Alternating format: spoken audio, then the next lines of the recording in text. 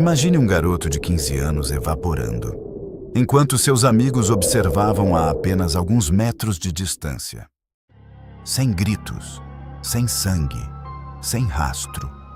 O caso que vamos abrir hoje não é apenas sobre um desaparecimento, é sobre uma impossibilidade física. Como um escoteiro experiente em um terreno que ele conhecia, desaparece em um intervalo de tempo de apenas 15 minutos, deixando para trás uma das maiores operações de busca da história do Brasil e perguntas que, 40 anos depois, a polícia, a perícia e até o sobrenatural falharam em responder. Sejam bem-vindos ao Rastro Oculto. Hoje, investigamos o desaparecimento de Marco Aurélio Simon, o menino que a montanha engoliu. Para entender o fim, precisamos olhar para o começo. Sábado, 8 de junho de 1985. A cidade é Piquete, interior de São Paulo. O cenário é o Pico dos Marins, uma das montanhas mais imponentes e perigosas da Mantiqueira, com seus 2.420 metros de altura. O grupo era pequeno, 4 integrantes do grupo de escoteiros olivetanos e um líder. O líder era Juan Bernabeu. Os jovens, Ricardo, Osvaldo, Ramatiz e Marco Aurélio. Marco Aurélio era o monitor da patrulha, responsável, inteligente, preparado. Eles não eram amadores indo fazer piquenique. Estavam ali para conquistar o cume. A subida começou bem, mas a montanha tem suas próprias regras. Por volta das 2 da tarde, o inesperado acontece. O escoteiro Osvaldo Lobeiro pisa em falso e desloca a patela do joelho. A dor é insuportável. O grupo para. Eles estão em um terreno acidentado, ventoso e frio. E é aqui, exatamente aqui, que a decisão que mudaria a história para sempre é tomada. O líder, Juan, avalia a situação. Eles precisam de ajuda para descer Osvaldo com a maca improvisada. O caminho até o acampamento base era curto, cerca de 15 a 20 minutos de descida para quem estava em ritmo normal. Juan escolhe o mais apto para ir na frente buscar socorro. Ele escolhe Marco Aurélio. A ordem foi clara. Desça na frente. Vá marcando o caminho com giz nas pedras. Número 240. Nós vamos logo atrás. Marco Aurélio entrega sua mochila para um colega. Ele pega apenas o giz. Ele vira as costas para o grupo e começa a descer. Essa foi a última vez que qualquer ser humano viu Marco Aurélio Simon. O grupo com o ferido começa a descer logo em seguida. 15 minutos depois, eles procuram as marcas de giz. Encontram a primeira, a segunda, a terceira, o número 240 branco na pedra cinza. E então, as marcas param. Diante de uma bifurcação, o rastro de Marco Aurélio simplesmente cessa. O Marco Aurélio se ofereceu para ir na frente à procura de ajuda e para descobrir o melhor caminho para descer. Como indicação, ele fazia setas com giz nas pedras e nunca se distanciava mais do que 30 ou 40 metros dos escoteiros. Juan e os outros 3 garotos começam a gritar. O vento no Pico dos Marins uiva alto, abafando as vozes. Eles apitam. O som morre na vastidão. A noite cai. E se você nunca esteve em uma montanha à noite, você não conhece a verdadeira escuridão. A temperatura despenca. O grupo, ferido e assustado, consegue chegar à base na manhã seguinte. A primeira pergunta que fazem ao chegar no abrigo é: onde está o Marco Aurélio? A resposta do caseiro gela o sangue de todos. Ninguém desceu aqui. O que se seguiu foi uma operação de guerra. Mateiros e alpinistas vasculharam cada centímetro da mata, mas não encontraram nenhuma pista do garoto.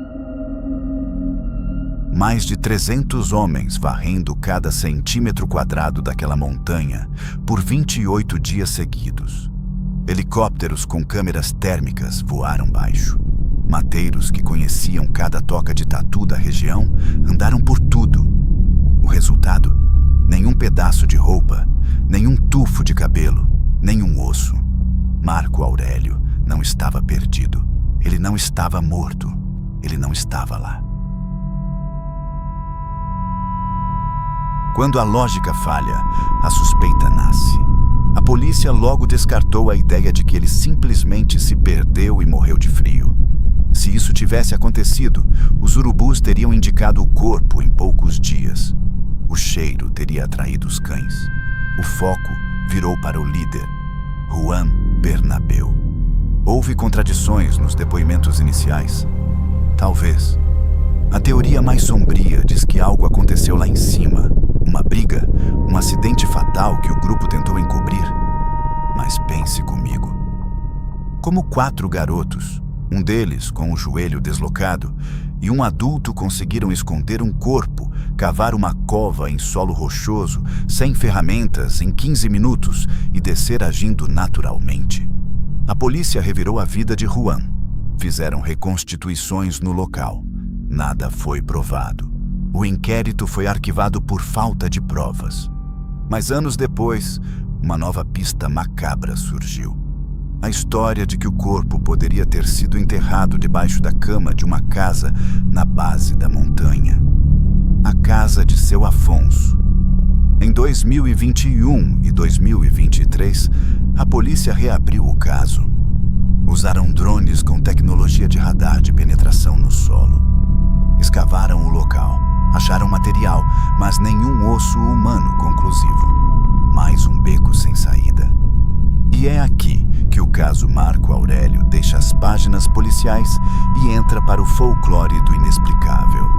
Durante as buscas, policiais e bombeiros relataram coisas que não constam nos relatórios oficiais, mas que são sussurradas até hoje. Luzes azuis pairando sobre o pico na noite do desaparecimento. Sons de apitos vindo de locais inacessíveis, onde nenhum humano conseguiria estar. O próprio Juan relatou ter ouvido um apito na mata na segunda noite. Ele correu em direção ao som, achando ser Marco Aurélio. Ele encontrou apenas o silêncio. Há relatos de ufólogos que afirmam que o Pico dos Marins é um hotspot de atividade extraterrestre.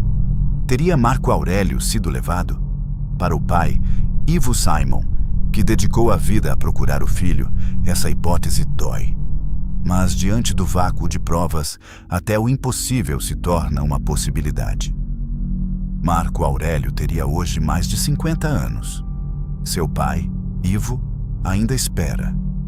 Ele diz que mantém 50% de esperança de que o filho esteja vivo. Talvez tenha batido a cabeça, perdido a memória e esteja vivendo em algum lugar do Brasil sem saber quem é. Há relatos de caminhoneiros que dizem ter visto alguém parecido, mas nunca se confirmou. O Pico dos Marins continua lá, imponente, silencioso. Ele guarda o segredo. Não há túmulo para visitar, não há crime para punir. Apenas um garoto de 15 anos que virou uma curva e caminhou para fora da realidade. Qual a sua teoria? O grupo esconde algo? Ele fugiu? Ou há forças naquela montanha que não compreendemos? Deixe sua análise nos comentários. Eu leio todas. Se você quer que continuemos revirando os arquivos que a história esqueceu, inscreva-se no canal agora. Aqui, o mistério nunca termina.